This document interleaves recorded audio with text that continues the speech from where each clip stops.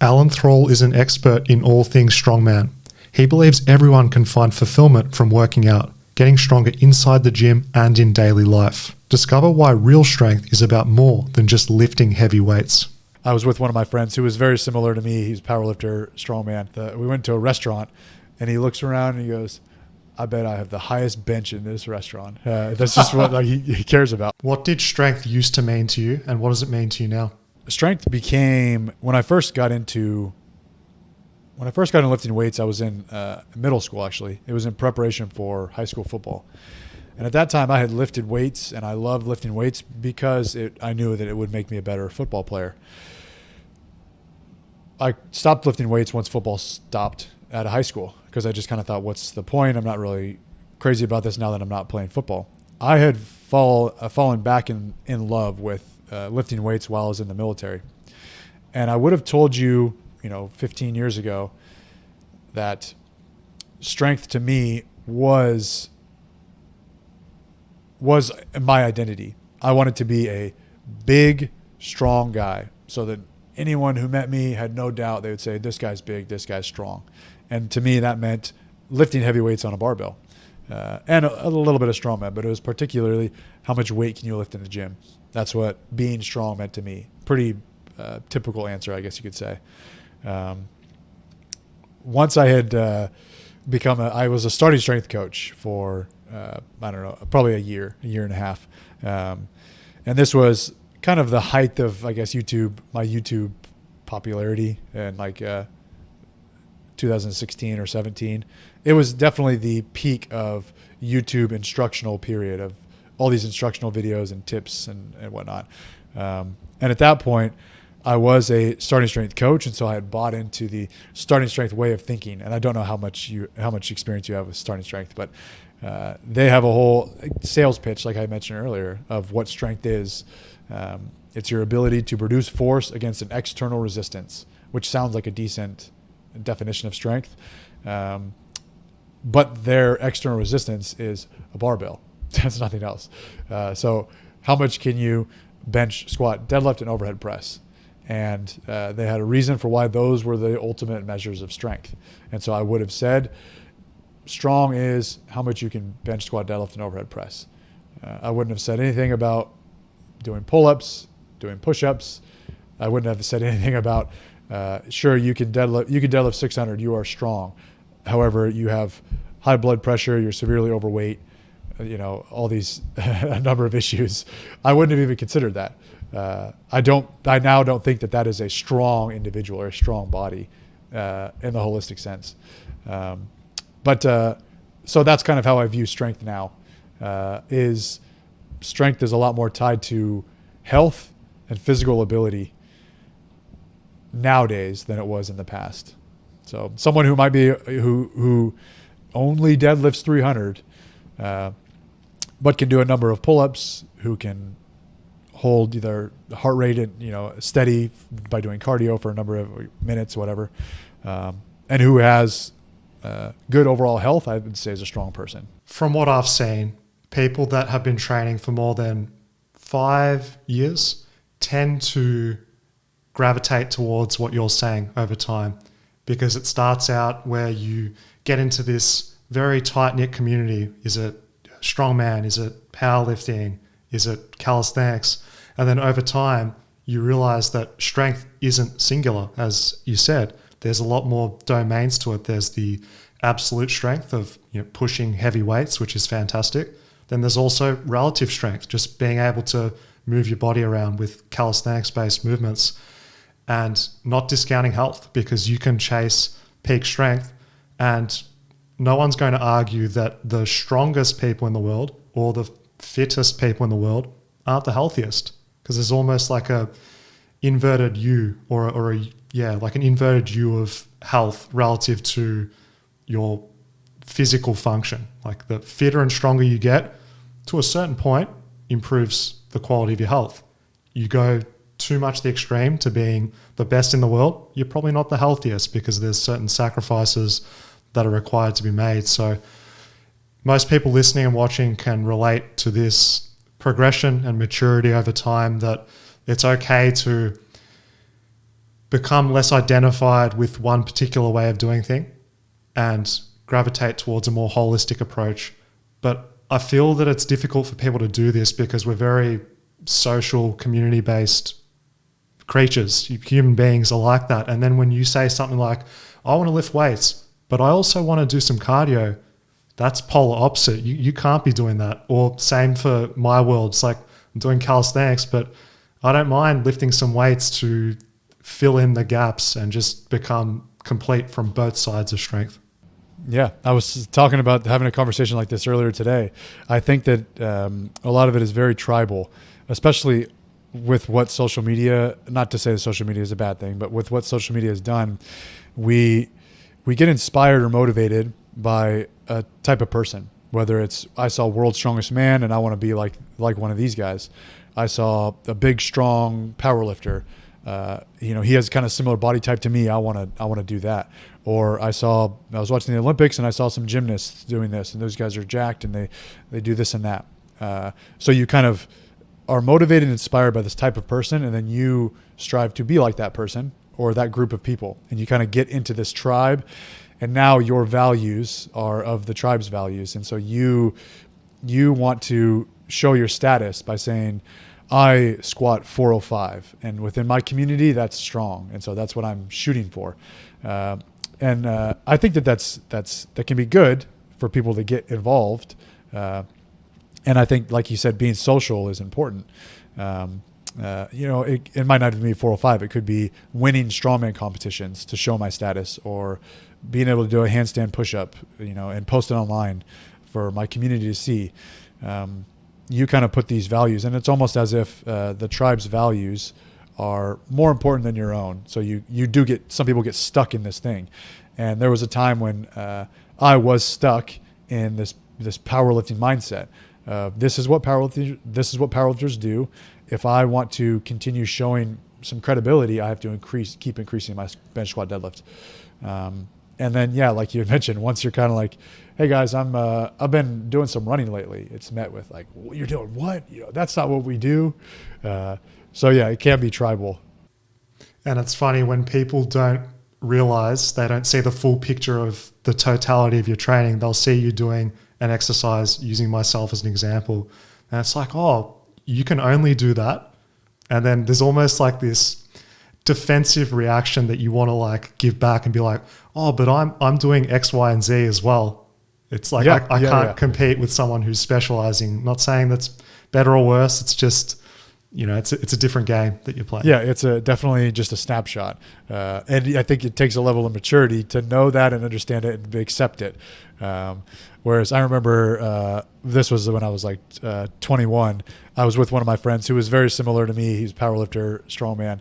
And we went into we went to a restaurant, and he looks around and he goes, I bet I have the highest bench in this restaurant. That's just what he cares about.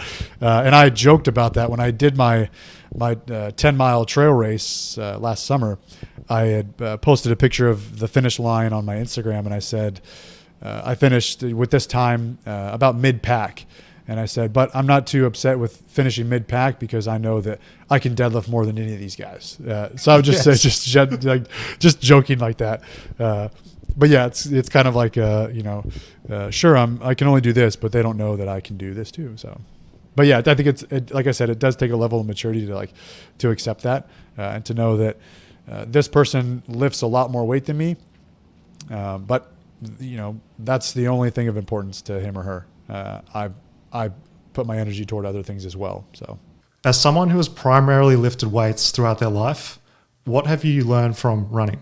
Well, I think I've firsthand kind of busted this myth to myself that you can actually lift weights and run in a productive manner. You can do both simultaneously, which I had adamantly disagreed with years ago. And then I think once I had softened and maybe not disagree with it, I still just wasn't sure. So to actually try it on myself, it was refreshing to find out that, wow, I can do both of these things, get better at both of these things simultaneously. Yeah, for sure. But what insights do you think that the average person could glean from your experience, as in the misconception that perhaps they're going to lose muscle, lose strength. Is this true or unfounded? I think that, like anything, start slow, literally and figuratively, when you're starting running if you're a weightlifter. And if you run and you want to get into weightlifting, again, start very slow. It doesn't take much at first to get better. And I think that a lot of people overdo it at the start. They've previously lifted a lot of weights or lifted weights often. They start running and they want to go for a couple mile run. And they say, oh, I'm thrashed, my knees hurt, my ankles hurt. That's a long 2 miles or 10 minutes of running, 20 minutes of running is a long time to do it first. Go run around your block. Maybe even break it up into 30-second slow jog, shuffle, and then a minute walk, whatever it is, just to start slow, literally in your pace, but also in progression with mileage. That is the number one predictor of injury for lifting weights as well as running is too much too soon, whether that's too much volume too soon or too high of intensity too soon. And I think that, people who go hard in the gym and lift weights and chase big numbers, they kind of take that same mentality into running, or they look at it as, hey, I used to run in high school, so I'm going to go straight back to that. I'm going to go run on a track, really hard workouts. So again, too much too soon, too fast, too quickly. Is there any recommendation, sweet spot guideline that you'd recommend for someone who is primarily lifting weights but wants to start introducing in some cardio? Like how much frequency and time would you recommend? Honestly, once a week is enough. I did twice a week. It somewhat depends on the individual.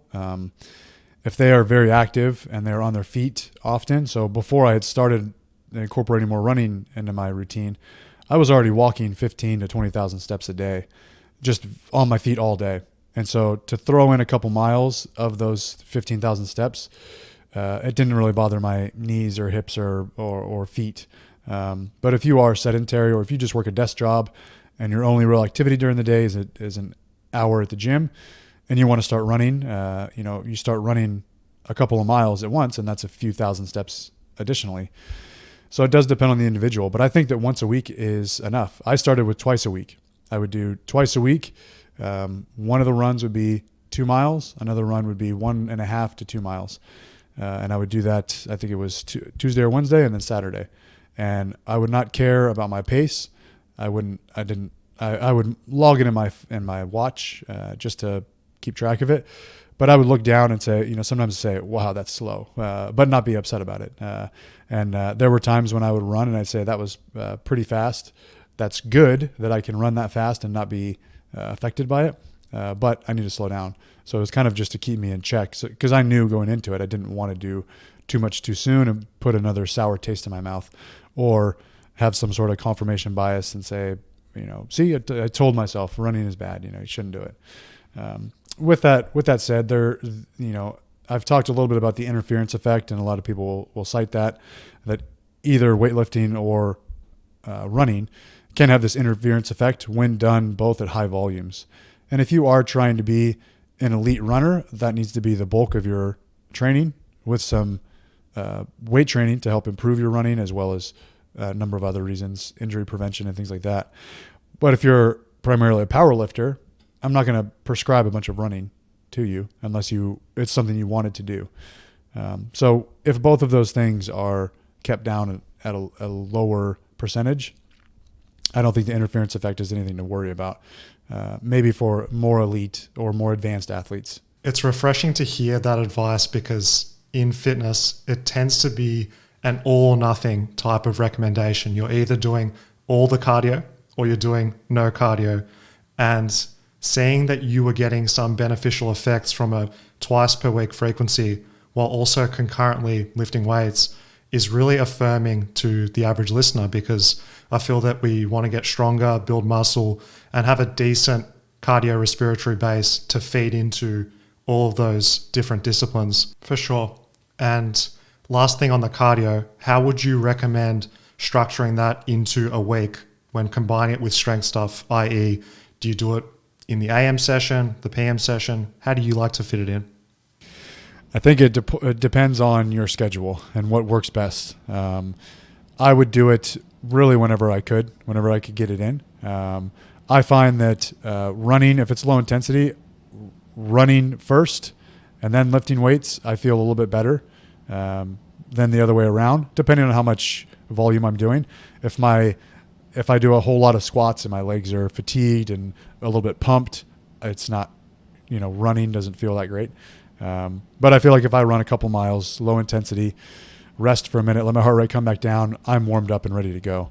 And there were times when, just because of my scheduling, I could jog to the gym, which was only a few miles away. I could jog to the gym and do my workout. So that was kind of how it was structured. But really, whenever you prefer. I would also, last summer, I would try to run early in the morning, even before the sun came up, just because the heat here is over 100 degrees Fahrenheit for months. So I felt best running first thing in the morning. So that's how I would structure it. But I don't think no scientific data to say this is better before or after. Yep. No, for sure. And I think that having one's personal situation preference at play is huge, because even if the science said, Alan, you have to do it at this time of day, but your schedule with being busy with work, your own training external to the cardio, busy family life, if it was the difference between you doing it when it's optimal and you not doing it, I know your answer would be just doing it because it's important to you. Yeah, absolutely. I think the science actually suggests that weight training sessions are your best performance is 8 hours after you wake. I like to do it within an hour of waking, just because I prefer to lift weights in the morning for a number of reasons. So that's what I do. So yeah, you're right. We are both the exact same in that respect. I've heard those studies and I can feel the difference in myself personally in terms of my strength in the afternoon compared to, like you said, within an hour of waking, we're already in there hoisting some heavy weights. But as you said, it gets done. It's the habit, it's the routine. And that's why I also subscribe to doing it first thing in the morning as well. Yeah. What were the main benefits that you found from running, be it signs and symptoms that you felt physically, mentally, etc.? I don't have any hard data on any metrics that have been improved, but I like to think that my resting heart rate has improved. I didn't measure it before I started running to now, but I like to think it's improved. I do notice that during my weight training sessions, I can recover quicker between sets, and I feel like I can handle more work in the gym, which you would it's hard for some people to accept or believe that this low intensity cardio can actually improve your high intensity efforts in the gym. Whereas before I had done a lot more high intensity interval training type things, mainly with strongman, very high intensity exercises for 5 or 10 minutes, get my heart rate skyrocket and then rest for a minute, maybe 90 seconds, and then get it skyrocket again. But I'm only holding that heart rate for 5 minutes, maybe 10 minutes. Whereas I can run in what's called the zone 2 cardio for maybe 30 minutes when I was running more upwards of an hour at like this 125 beats per minute type thing, which I think has greater benefits. And so back to what I was saying about the high intensity interval training, I had been doing that, but it really wasn't noticeably improving my rest periods in between sets for lifting weights. It was kind of just always something I did, mainly because it was specific to strongman. But I have noticed that since doing less of that and doing more longer, slower, lower intensity cardio, that I can recover a little bit faster between sets, which is kind of a bit counterintuitive for some, because they'll often say, I can't do all that. I don't have the recovery capacity to do all that, to lift weights and run. There's going to be a slight decrease in performance when you initially start doing something new, but you'll quickly adapt to that, and you will, by doing more, having a broader base, it kind of broadens your physical capacity, and now you can do more in the gym. So it's, the motto of do more to do more kind of thing. So doing more has allowed me to do more in my day, basically. In addition to the recovery between sets, it's also being able to handle higher rep ranges. Some strength people say that, I just can't tolerate anything above 8 to 10 reps. And more often than not, the lack of cardiovascular fitness can be a limiting factor in them being able to tolerate higher rep ranges. So by introducing this modest minimum effective dose of cardio, you could start playing with higher rep ranges, which will augment your strength gain and potentially improve how much hypertrophy you can get by working in different rep ranges as well. Absolutely. I actually have one particular client that I work with or a program for who is an endurance athlete, or who was an endurance athlete. He was a cyclist. Long rides, 100-mile rides. And I found that when I started working with him, I would treat him more like just either an average Joe or a power lifter, and that I would, program, for example, you're going to do 6 reps at RPE 8 or 9, meaning just leave 1 or 2 in the tank. And for most people, just an average person, that's going to be quite a bit to work up to that one set. They might be able to repeat it for a second set, probably not a third. There's going to be a huge decline in performance from set to set. This guy can it took a long time to figure this out, but this guy can take multiple sets at very high intensity and repeat that same effort. And so I'm giving him workouts that are much higher in intensity than I could do. But he's just able to handle that because of his previous endurance sport. And I've also found that people who tend to do well on these powerlifting programs are former athletes, soccer players and things like that. They just have that base. So I think that there's definitely something to learn from that. 5 to 10 years ago, strength training was very minimalistic, and there was certain schools that were doing a very specific way of doing things with minimal implements, minimal equipment, very structured with the tools and I guess overall protocols they were using. What do you think was missing from that minimalistic strength training approach? Yeah, so I sometimes struggle to answer these questions because I have a bit of bias because I own a strongman and powerlifting gym. And so I work with a lot of powerlifters, which is the sport of powerlifting. And sometimes I'll get that confused if I'm giving someone advice, like this is advice I would give to a powerlifter, not necessarily someone who's just doing general strength training. But yes, I think that what you had mentioned with the minimalistic style training, I think that it is a good sales pitch, and it can be misleading for that reason. I think some of the 3x5, even starting strength 3x5s, 5x5s, they are in a way a sales pitch to say, check it out. You're just doing these 3 exercises, same sets, same reps. I'll even tell you just add 5 pounds every time. Do it. It's so easy, and it pulls a lot of people in. And they say, "Wow, I have no questions. This is something I can do. This looks like it's not going to take too much time. It doesn't take any special equipment. No questions here. So I'll follow this." But they seem to get stuck in thinking that this is the only way. Anything else is a waste of time.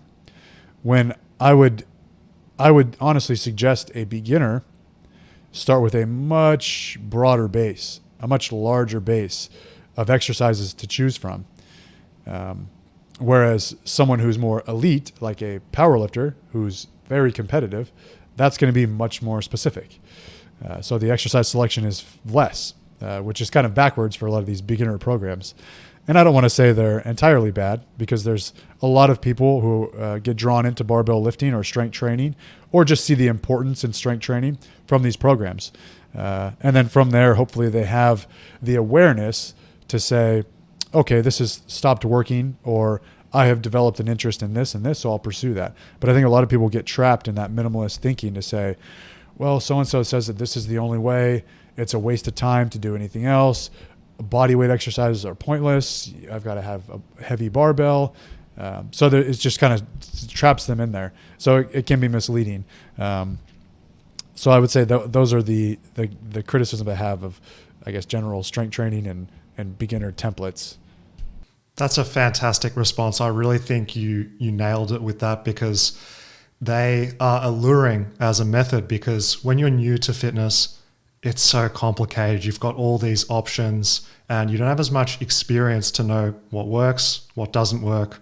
And just following something as simple and sometimes even dogmatic as it is, will bring about success for that very reason. It's constraining what you're doing. It has all the elements of a good program, being consistency, following similar exercises, progressive overload, etc. But what you said with beginners benefiting more from variety is good. Having larger movement variability and being able to express yourself in different ways and just get used to moving your body in a more diverse set of movement patterns has so many benefits. This is the same type of recommendation that we give kids when they're starting out in sports. It's not specialized from day one. It's the same approach as given if you want to get into powerlifting, build the base of strength, base of muscle, and then specialize. So would I be correct in saying that what you would do to improve one of these minimalistic resistance programs is you've got your squat, bench, deadlift. Instead of just doing them with a barbell, you'd change variations. You'd use different tools such as dumbbells, etc. Would that be right? Yeah, I might even add an or. So this or that to a number of things so that they do have some range to kind of play in the gym or wherever they exercise. I think that would be best, yeah, to have a number of, somewhat of a template, and you can kind of pick and choose from these different movement patterns. Could you give us a few examples? Yeah, so I think that I have used a lot more recently bodyweight exercises with my clients. And good man. I even with myself. And there's a couple of reasons for that. So primarily for the upper body. Push-ups, pull-ups, and things like that.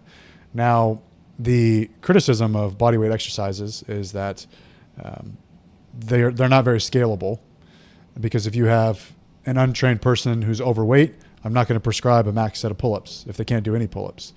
I just worked with a lady earlier this week.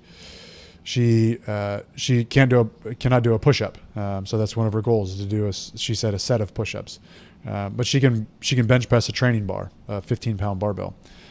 So anyways, I had to let her know that, hey, you can do push-ups on an incline. You can do push-ups on a surface, an elevated surface.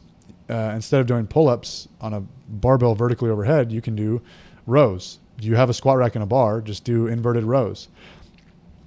She had a pair of rings, do inverted ring rows. So that's one thing that I like doing, that it's scalable and it feels good for people. In the same note that deadlifting a heavy barbell, you feel good, you feel accomplished. I think being able to do a pull-up or move your body through space and push-ups, I think that also feels good. And so one other thing about bodyweight exercises is they can be pushed very hard. I can push those to failure and not feel bad about it, or not worry about necessarily injury or overtraining someone. You can push a set of incline push-ups, 20, 25, 30 reps, go to failure. And oftentimes I will say that. I'll say on the last set, just go all out until you can't do another push-up. Same with rows. Whereas you can't say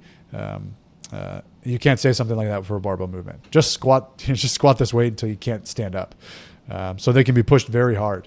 And while I think that as a trainer, it is important to write productive workouts, not just exhausting workouts.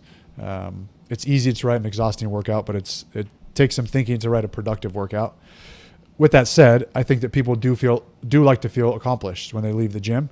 They like to feel like they worked up a sweat, like they're tired, like they worked for something. And so I can put in these bodyweight exercises, and they can push themselves really hard. And people shouldn't be insecure about going from, say, weights to substituting movements for calisthenics, because they will translate. And I like what you said there with building success is key. And one of the ways that beginners can integrate this success, if they're finding it really hard to do multiple reps of an exercise, just say they can only do a pull-up, a dip, and they can only do 1 to 2 reps at the most. Instead of just doing sets, try and think of doing a total amount of work. So they can come in, the first workout, I'm going to do 25 pull-ups. Doesn't matter if I do 1, 2 per set. If I get 25, that's a big win. And then over time, you can look at the accumulation as a form of getting that success and win as well. Yeah, absolutely. I think it's refreshing to hear different ways of measuring progress in the gym rather than just traditional 4 sets of 10, this kind of stuff. So yeah, just total reps I think is good. Daily volume or even weekly volume. Yeah. Now, for the person that is interested in getting into strongman training, but they don't have access to a strongman gym, how would you recommend someone train like a strongman with just conventional equipment? Deadlift. Build your deadlift. If you have a barbell, do it from multiple heights. Deadlift from the floor, deadlift from a deficit, deadlift from at the knee, below the knee, multiple different heights. I think doing lots of push press, overhead push press. So you're learning how to use your entire body to propel weight overhead. And I think that a strong deadlift and a strong push press are going to set you up for nearly any of the implements you'll face. There's a bit of skill involved with some of the implements like a log or an axle. But I think that being strong in the push press and deadlift are most important. Beyond that, I would say front squats, lots of front squats, because you are picking up objects in front of your body, sometimes walking with them, whether it's a stone or a sandbag. You have to pick it up off the ground and you have to stand up with it. So I think that a strong front squat, strong deadlift, strong push press are best. Beyond that, static grip work, whether it was you could do a heavy dumbbell hold, but I think that pull-ups mixed with hangs. Even if you were to do a set of pull-ups and hang for 5 seconds in between each, or if you're able to one-handed hangs, I think that is the best grip strengthening exercise that will assist with anything that you're going to test in strongman. Fantastic. Very comprehensive, very actionable, not confusing at all. I really like that.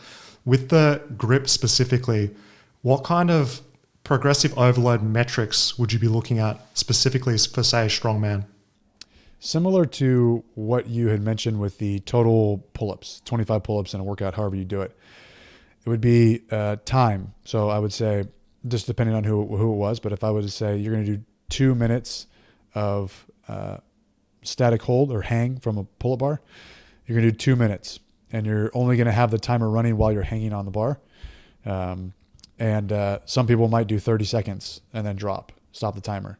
They get up there, they do another 30 seconds, stop timer, you're at 1 minute. And so you're trying to do that 2 minutes in as few sets as possible. And at the point when you can hold, I'm just throwing out numbers, but at the point where you can hold yourself for 2 minutes straight in one set, now we can increase the time. So that's how I like to prescribe grip work. What are the specific benefits from doing strongman training? How would you sell this to someone that is keen on starting? I think that it's a little more, we like to talk about exercise being functional. And while barbell exercise is functional, you're picking something up off the ground. A squat, you're going through a full range of motion. So it can be a loaded stretch. Strongman, to an extent, forces you to move outside of a squat rack, actually move with your feet, move with weight. And it puts you in some precarious positions, just like life. Picking up a sandbag on the ground, you have to dig your hands and get your knuckles on the ground. So it's this extreme deficit deadlift, if you think about it. You have to pick things up with a flexed spine, with your back rounded. You have to pick things up with your back. Sometimes you can't really use your legs. So it kind of strengthens your back through that flexed position. Pressing odd objects overhead is a little more challenging and adds a few extra elements than just pressing a clean barbell all the time. So yeah, I think that it forces you to move, like many strength disciplines. It just forces you to move in more planes than static bench squat deadlift. Now, those benefits sound great, but I'm sure that pushing yourself to obtain that comes at a risk. What recommendations would you have for mitigating injury risk? Because we can't say prevent. Life is risky just to begin with, but how would you advise people to sensibly train strongman and reduce their injury risk? Always start slow. Like I had mentioned with the running and the lifting.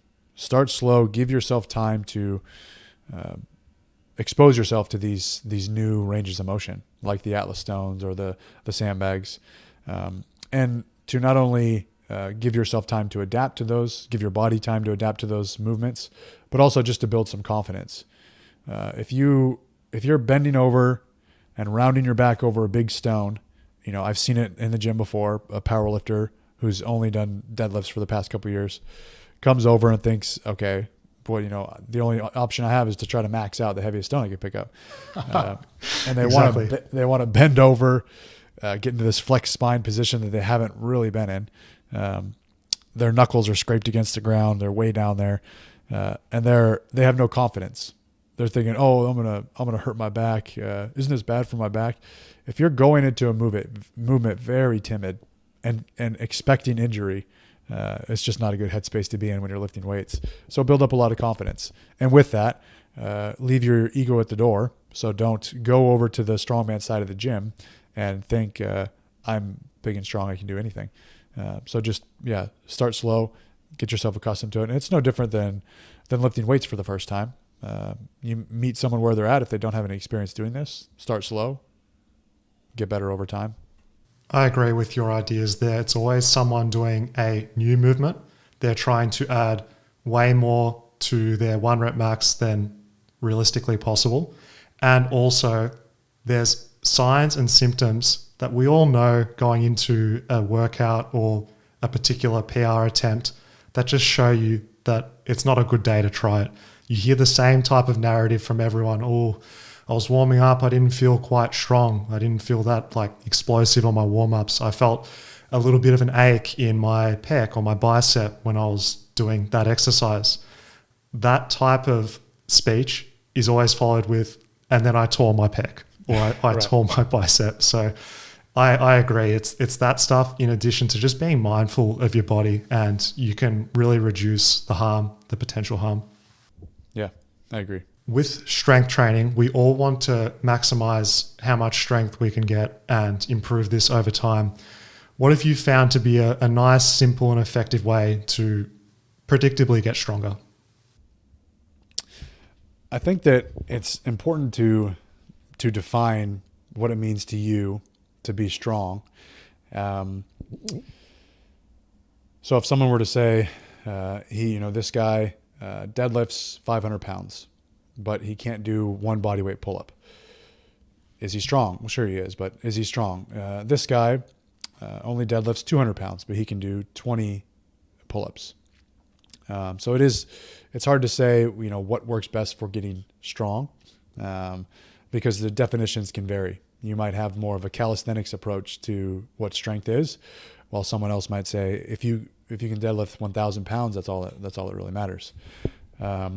But I will say that to an extent, specificity is important. So if someone was to come to me with a specific goal to say, I want to deadlift 500 pounds because that's my definition of strong, I'm going to have them do some deadlifts. If someone were to say, hey, I'm going into the military, I need to get stronger, I need to be able to do this many pull-ups, I'm not going to say, well, I think that your deadlift is the best metric of strength, so you're going to deadlift a whole bunch. I'm going to do whatever needs to be done to increase their pull-ups. So really whatever you defined as strong. Some people might say strength is being the strongest powerlifter, being the strongest strongman competitor. Some people might say strength is being able to do a number of different things. I want to be able to run fast. I want to be able to run long distance. I want to be able to lift weights.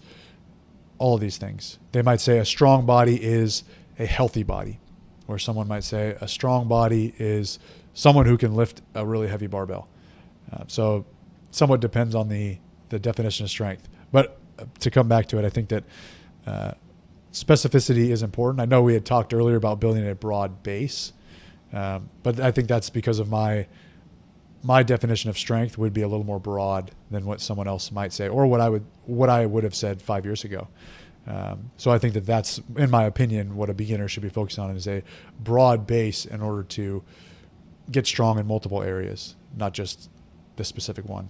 This episode is sponsored by Fitness FAQs. Become a bodyweight beast with our calisthenics workouts. Use the coupon code podcast10 at checkout to save 10% off when shopping at fitnessfaqs.com. Don't miss this discount. Start training smarter and enjoy the gains. Free weights versus machines is another divisive area within gym culture. What's your opinion on this, and how should we decide whether we do one, the other, or both? I think that first and foremost, it would be whatever you have access to. So if you did have just some dumbbells in your garage and you don't have the time or the money for a gym membership, you can get a lot of work done with body weight and with dumbbells. So I wouldn't worry about you need machines to do this. With that said, if you went into a commercial gym and you were attracted to the machines, there were a whole bunch of machines. Maybe there's only one squat rack in the gym. You go to busy time and that squat rack's always being used. You don't have a lot of confidence in free weights. I would have said 5 years ago, like, don't do the machines. You're wasting your time. You need to figure out a way to get in that squat rack. But no, you don't have to use a barbell to get the benefits of resistance training. As long as you have mechanical tension on the muscle, you could do it with machines. If you really lack confidence in free weight movements and you're on your own, you don't have a personal trainer, there's nothing wrong with going with some machines, maybe until you build some strength or some confidence. I will say that if someone was to say, hey, Alan, I have access to free weights and machines, where should I start?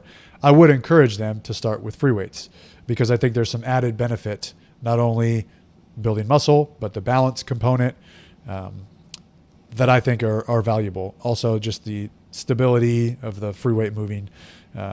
There's also, you're going to get more bang for your buck out of free weight exercises. So large compound exercises, you are using more muscle groups at the same time. So you're going to get more work done in less time. So for example, if you were to do a barbell back squat, you're going to get a lot more work done to your overall body than if you were to do a leg extension or a leg curl or even a leg press. Your whole body is being loaded with a barbell squat. And not to mention, like I said earlier, you might be going through a greater range of motion with free weights. If you're able to get down to depth, you're kind of limited with a leg extension or a leg press machine. And you're going to get that balance component, which I also think that the balance component keeps you in check as to not add too much weight too soon. So if you are unable to squat down to depth while maintaining balance, then you're not ready to lift that weight. So it should never be a compromise. Hey, Alan, should I add 50 pounds on my squat? Can you squat it to the same depth you were just squatting 50 pounds less? And can you do it while maintaining balance? No, it's going to be a little bit higher. If I go down lower, I'm going to lose balance. Then it's a good way of knowing that you shouldn't be lifting that weight. So I think that I would say free weights first, but machines can also be used. The last thing I'll say about free weights and machines, using both can be a good thing. I think that, like I mentioned with the calisthenics, machines can be pushed pretty hard and pretty close to failure. So that might be a good option for someone after you do your squats or deadlifts and pull-ups. You get on a lat pull-down machine or some cable flies or something like that, and just take it to total exhaustion.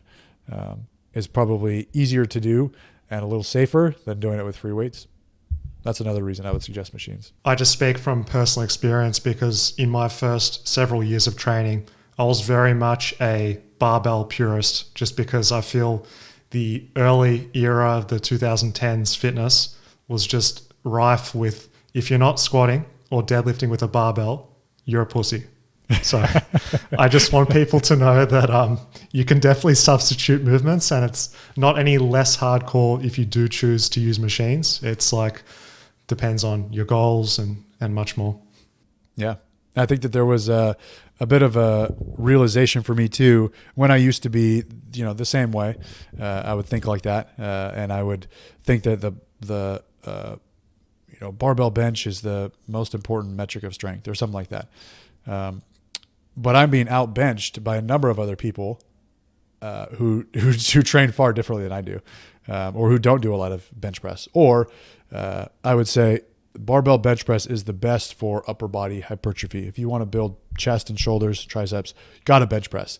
But there's gymnasts or any calisthenic training who have way bigger pecs and shoulders and triceps than I do. And so it was kind of like, yeah, maybe I'm not right about this. So yeah. And what I want people to understand is you don't need a plethora of exercises to get the job done. As you said, people look at gymnast physique or calisthenics physique.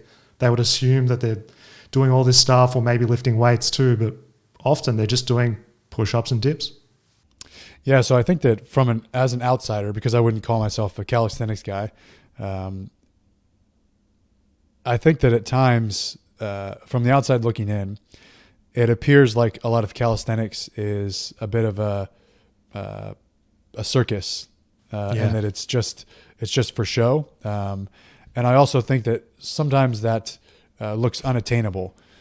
So what I mean is calisthenics, like you had said, it could be pull-ups, it could be dips, different variations of those movements.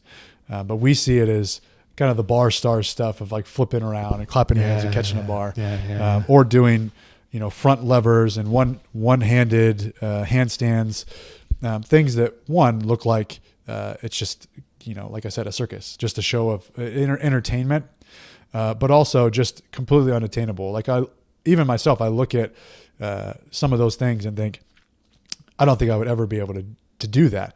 And so I'm not going to sit down and say, I want to work towards this. It just looks like something that I would never be able to do. And so it's almost like I just don't accept it. And I'm being very general. I'm not being specific. For sure. And that is the consensus with when people do see calisthenics, because someone sees a bench press. If you've never done bench press before, you can hop on there and bench press the bar. Whereas if you see someone doing a handstand push-up, you can't just jump in and do that exercise. People understand with weights, you do the exercise and you lift weight as a form of progression. With calisthenics, they think that you just jump in and do the exercise, where to build your base, you have to scale back, you have to use regressions. There's a whole host of different ways. We use band assistance, decrease leverage with our body shape. And as you said, on social media, you just see the end result. You see the pinnacle, you see people doing the crazy feats. You're not seeing the reality of what it takes the average person to be able to get to that point. And secondly to that, with the calisthenics style of training you might see online, it looks very disorganized. They're just doing these skills, or they're just pumping out reps. There's no real structure.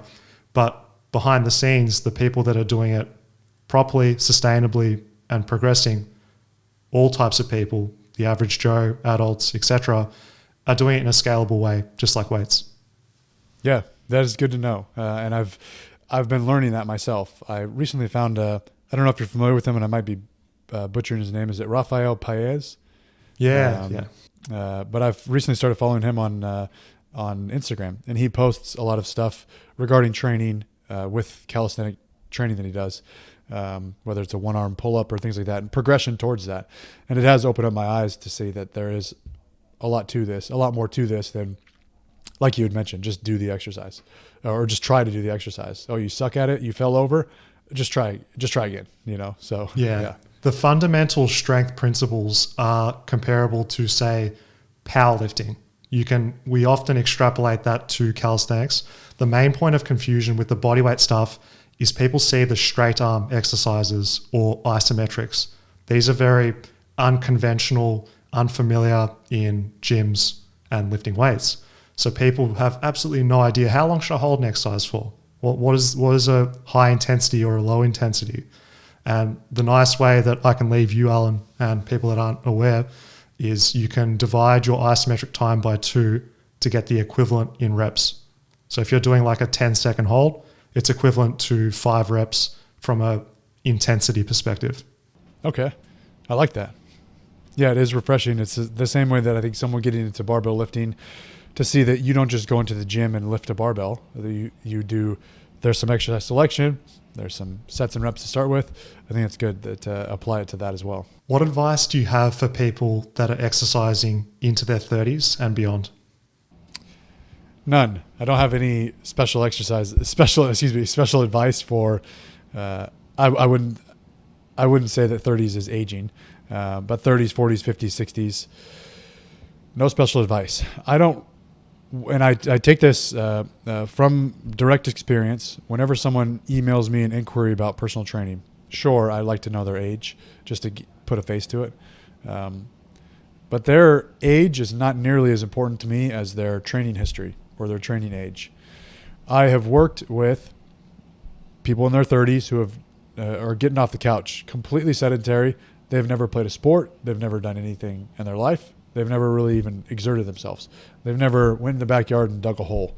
That person is only 30, but they're going to start from scratch, bare minimum. I've worked with 60-year-olds who have been powerlifting for 20 years. And they're like, hey, I'm here to get some powerlifting training. What I always ask them, what have you been doing recently? And I kind of look at that as to what they can tolerate right now. Not so much, well, you're in your 40s and 50s, so your recovery is quantified by this, and you're only going to be able to do this and that. So maybe I'm naive, but from my own personal experience, I don't make any special considerations for anyone, regardless of age. But you had asked for, maybe that wasn't your question, it was more of advice. I would say that my advice would be that it is never too late to make a change physically. So some people think hey, I see on Instagram these 21-year-olds who've been lifting for this amount of time, lifting all this weight. I'm 38, I'm past my prime. It's never too late. I wasted my teenage years and my 20s, and now I'm here. And it's like, you think about where you're going to be when you're 60 years old. If you continue with that mindset and do nothing, you're going to be crippled. So start now. You can turn things around. And what you do in this decade is going to benefit your next decade of life. So my advice is, do not wait any longer. Start now and embrace the fact that you can make some changes. Powerful message, and it is all relative to where you're at within your journey. And I'm sure you give that same type of advice to people that have had experience with training and then maybe had a layoff for months or even years. You would probably recommend that even though you were at this level previously, we've got to start you where you are today and then just progress that over time. Try not to get too attached to what you were previously and just build on what you are now. Yeah, so I think that would be a better answer to your question with advice. And I've worked with that a lot of times. It's parents that would say, I used to lift weights, had a kid, had a couple of kids, had a family, started a family. 10 years later, here we are. I haven't done anything since then. And they'll sometimes, not always, but sometimes they'll tell me what numbers they lift. And I'm like, how recently? And they're like, back when I lifted, 10 years ago. I'm like, all right, forget about that. That was a lifetime ago. We're not worrying about that. So yeah, don't compare yourself to what you were doing. Start from scratch and accept it. So, what would you say are the biggest changes and the evolution you've seen in health and fitness over the years? We had talked about it very briefly, and I don't want to give this a negative answer, but you had just kind of talked about the shift in, at least online, health and fitness, YouTube fitness. I think it's become one large advertisement and sales pitch with products and programs and apparel and all this kind of stuff, and so I think that that's been a large change, even with the quick snapshot of Snapchat and Instagram posts, YouTube shorts, just boom, boom, boom, flash all this stuff in your face. When I think that these longer format videos are going to provide a lot more value for anyone looking to start. And I think that people get impatient. They want an answer now. They want to learn something new now. So maybe they're attracted to this, maybe not. But I think a negative aspect, I think that has been the worst thing, I think, for health and fitness. Now, to be positive, it seems like a common theme or trend is for a lot of YouTubers, I'm putting myself in here as well, to debunk or go back on things that they said previously. It's like a false sense of virtue signaling. Or yes, exactly. Yeah. And it's a lot of, even like titles of like 5 things I was wrong about. It's like a very, very catchy to do that and say like, and just to go back and look at things that we thought were hard truths during this information boom on social media, 2010 to 2015. To kind of go back on those and challenge those ideas, which is good. And that is the positive, the change that I've seen lately. Maybe to bring a little bit more, we are bringing more skepticism to hard claims and hard truths. While they're still there, I think that most people are becoming more aware of what they're told. And anyone who goes online and posts, for the most part, I'm not saying like Liver King is still very popular, so I can't really say that this always happens. But when people post hard truths to say, this is why this, this, do this, not that, all these very black and white polarizing pieces of advice, that most people will question it or say that like, you can do this to this extent, or actually this is good, this is better, so on and so forth. So I think people are becoming more aware of what they believe, challenging some ideas, and thinking for themselves. And I don't know if that's because, we've just been consuming so much content over the past 10 years that we're kind of now filtering through what's truth, what's still holding on to this day, what's BS, what was a trend, what was a fad. But I think that would be the biggest change in health and fitness. And I suppose I'm just talking about from a social media standpoint, but that would be my answer. It's a double-edged sword because this information age has been a blessing and a curse, because universally I look around at public gyms, the level of overall knowledge and technique people are using has improved substantially. You can see people choosing exercise which makes sense with each other, their form is good, you're seeing progression, you're seeing consistency, all of that is fantastic. But then because there is just so much information, if people don't have the ability to identify principles and concepts, they can get very overwhelmed, because at the end of the day, the people that rise to the top in fitness, we're all speaking about the same things. The delivery is different, and that's what keeps you engaged to different content creators. But just being able to understand that regardless of how it's changed with clickbait, titles and thumbnails and stuff, that is a requirement of the game. I'm sure people understand this, but it's what's behind that. Is there substance behind the message? Should be your deciding factor with who you listen to and what community that you're involved in my opinion. And just having that at the front of your mind is key to being in the game. Yeah, and I like what you said about saying the same things, same message in a sense, but it is just about delivery. Some people are more attracted to very scientific rich information, while some people do like a little bit more anecdotal information. I just want to hear about what this guy or this girl does. I like their attitude and their delivery. So I think that's kind of what separates a lot of the content creators, is just personality and delivery, while it's still essentially the same information. But I didn't even think about it until you mentioned that going into a gym nowadays, it is quite a bit different, at a commercial gym at least. I do remember when I trained at a gym called California Family Fitness before I had Untamed Strength, there was only one squat rack and one barbell. You weren't allowed to do deadlifts. But now you go into these gyms and they understand we need more squat racks because people want to do that. We need to build some deadlift platforms because people like doing deadlifts now. And so I think that is kind of leaking into more mainstream fitness.